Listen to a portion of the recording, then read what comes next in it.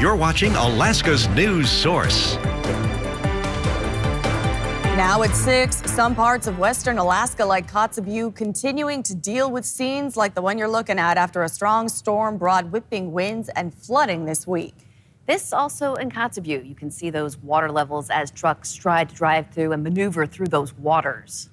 Several shores in that area have looked similar to what you're looking at right now. You can see the choppy waves there crashing into rocks, and it's all leaving damage behind. And at times, places like Nome have looked calm, but things are expected to take a turn once again in western Alaska this weekend.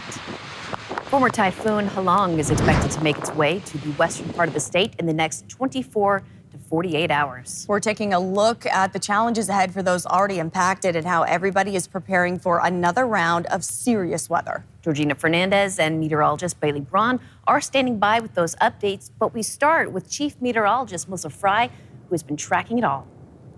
Yeah, again, just hours away from the impacts from this next storm moving through that has a lot of similarities to Typhoon Mirbach, which hit this area 3 years ago. Still seeing the impacts from that.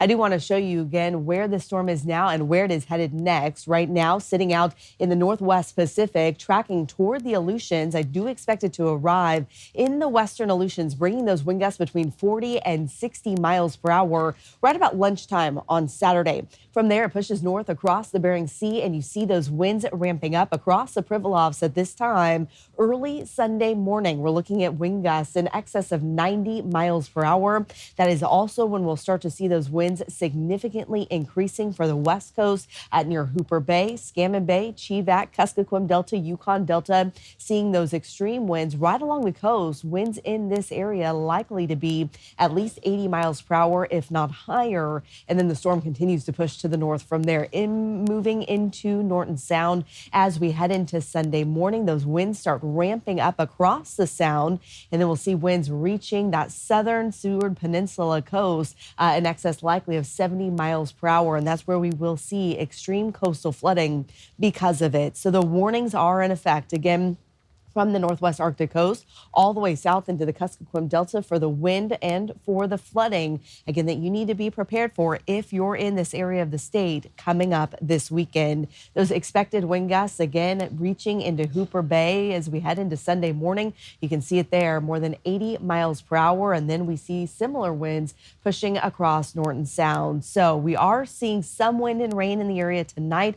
That is not from this storm. You will still get that break on Saturday. That is the opportunity to prepare to evacuate if you need to do so. Shelters are already open. Again, as we will start to see those winds ramping up Sunday and then flooding likely as we head into Monday and Tuesday. Again, we are talking historic levels, potentially record setting for both the wind and for the storm surge. We now want to get to Georgina, who is taking a look at the preparations people are doing heading into this weekend.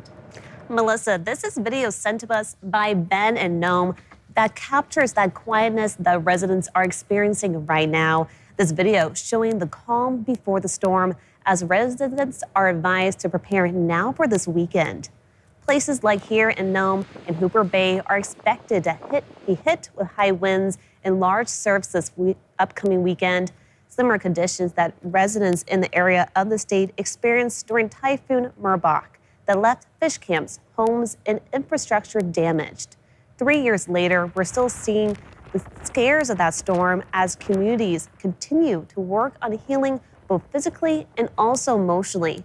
Folks in Hooper Bay told us today that they're in preparation process now of getting evacuation shelters stood up and getting supplies ready and getting evacuation shelters stood up and getting supplies ready for their motto going into the storm: don't be scared, be prepared.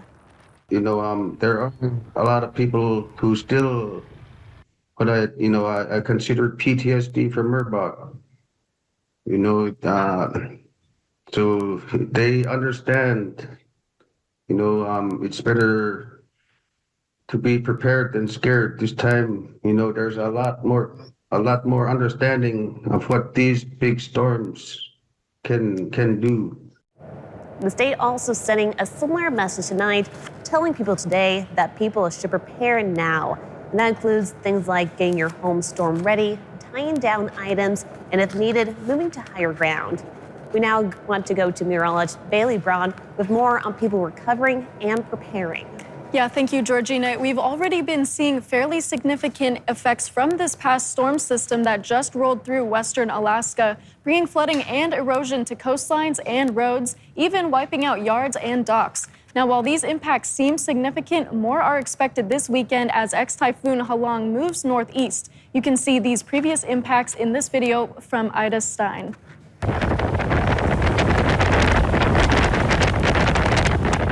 Now, thankfully, no injuries have been reported in the wake of the storm, and the state's public assistance program has been opened up, designed to help communities restore critical infrastructure damaged by the disaster. The Alaska National Guard is deploying to Kotzebue today, where they will provide shelter, disaster supplies, and aid in assessing the damage and removing debris. And as always, we want to thank everyone who has sent in photos and videos from this past storm. And as the next storm system starts to approach, be sure to document damages for your own sake. But if you're able to safely capture what's happening in your community, we would love to share your stories and images. Now, you can do this in a few ways. One, our website, alaskasnewssource.com, and another, in our weather app, which is updated 24/7 with coverage at your fingertips from the Alaska's Weather Source team. It's free to download in your device's app stores. Pretty scary video. Well, federal layoffs are likely on the way. That's the message from the White House as the government shutdown enters its 10th day. Our political reporter, Will Courtney, is gauging the shutdown's impact on Alaska. Will. Yeah, Augusta, Rebecca, tens of thousands of federal employees call Alaska home, and right now, we don't know exactly how many will be impacted by a mass federal layoff. Court documents filed by the American Federation of Government Employees says 4,000 have already received layoff notices today. Yesterday, though, a representative of that same group representing Alaska said it's possible upwards of 200,000 federal jobs could be cut nationally. That's about 9.1% of the federal workforce. If that's distributed across states equally, that's about 1,000 Alaskans who could be laid off. But right now, we're still learning to see if that's going to be the case. 1,000 more. So there's a lot of people afraid. They're very worried. They feel like they're being pawns, and they're tired. And obviously, I'm really worried about some of them because they live paycheck to paycheck. We have some employees that are began today. There's still some sense that this may be more threat than reality, but nevertheless, the administration continues to leverage this, saying they're going to proceed with layoffs eventually, or more layoffs eventually, unless the government reopens, which begs the question, where are the negotiations in the effort to reopen the government? And the answer to that question is they are absolutely nowhere.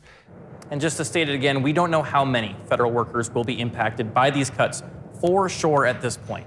NBC is reporting the Office of Interior will be impacted, but when I spoke with Secretary Doug Burgum last week, he said it was unlikely, but possible. We're working to get a better idea as we learn more. For reaction from the congressional delegation and more, you can visit our website or our mobile app. Augusta, Rebecca. Still ahead, dealing with domestic violence and ways to get help. A special event bringing awareness to the problem and bringing people together. October is Domestic Violence Awareness and Action Month. Today, the South Central Foundation held an awareness event to bring attention to the problem and the impacts it can have. Now, it happened at the Native Primary Care Center. It featured remarks from notable leaders and an awareness walk, and all in efforts to let people know what needs to change. It takes all of us. All of us are a part of this circle, and it takes all of us to be at the table, to be a part of the solution, to be sharing our stories, to be supporting other people in healing, to be raising awareness. All of us are a part of that circle, and it takes all of us for that circle to mend. The event was free to the public. A special cultural dance was also held to get the message out in a creative way. And of course, October is also Breast Cancer Awareness Month. Today, Providence Imaging provided mobile mammograms at the Alaska Club West and Club for Women in Anchorage. A Party in Pink Zumbathon is also happening there right now until 7:15. That annual event raises money for breast cancer awareness and the Alaska Run for Women. Donations start at a minimum of $10. You're urged to wear pink and be ready to move your body. We have a crew there now, and we'll have more tonight on the Late Edition. Thanks for listening. Click subscribe so you can get the latest podcast from Alaska's News Source automatically. And stay up to date with breaking news and in-depth reporting available for free 24/7 with the Alaska's News Source app.